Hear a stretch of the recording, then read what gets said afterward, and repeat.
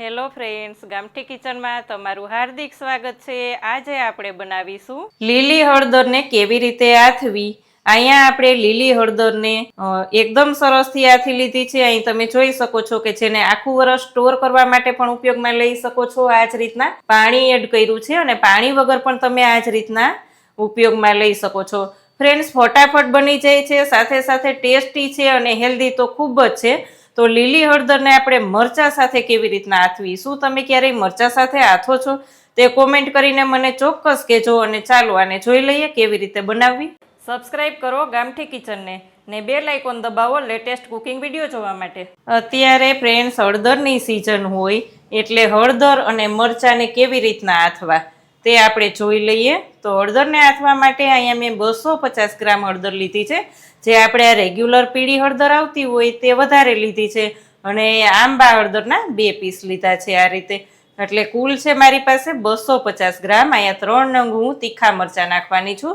તીખા મરચાં નાખવાથી એકદમ સરસ હળદરનો ટેસ્ટ લાગશે અને સાથે લીંબુ પણ આપણે ઝાઝા લેવાના છે એટલે તેની ફ્લેવર ખૂબ જ સરસ લાગશે।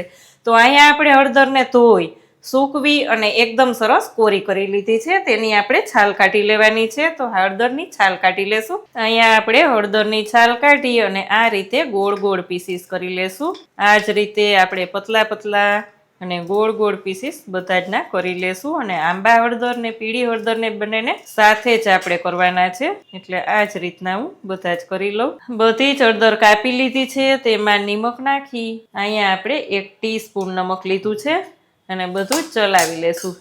ચલાવી અને 10 મિનિટ માટે રેસ્ટ આપશું જેથી કરીને અંદર નમક ચડી જાય। ઢાંકણ ઢાંકી અને 10 મિનિટ માટે રહેવા દેશું। 10 મિનિટ પછી આપણે ચલાવી અને તેમાં આપણે મરચાંના પીસ લઈ લેશું। અહીંયા 3 નંગ મેં તીખા મરચાં લીધા છે જેથી કરી અને એકદમ ટેસ્ટી એવું આપણું અથાણું લાગશે। અહીંયા આપણે લઈ લીધા છે લીંબુના પીસીસ, એમાં આપણે લઈ લેશું 2 લીંબુનો રસ જેથી કરીને ખાટું મીઠું તીખું એકદમ સરસ થાય। ખાટું ખારું અને તીખું થશે।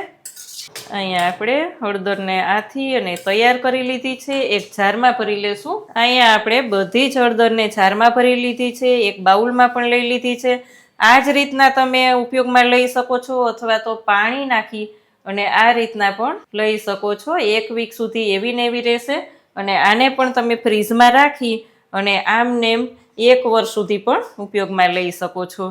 એટલે ફ્રેન્ડ્સ, હળદરની સિઝન હોય એટલે હળદર ખૂબ જ ખાવી જોઈએ। ટેસ્ટી પણ છે અને સાથે સાથે હેલ્ધી પણ છે।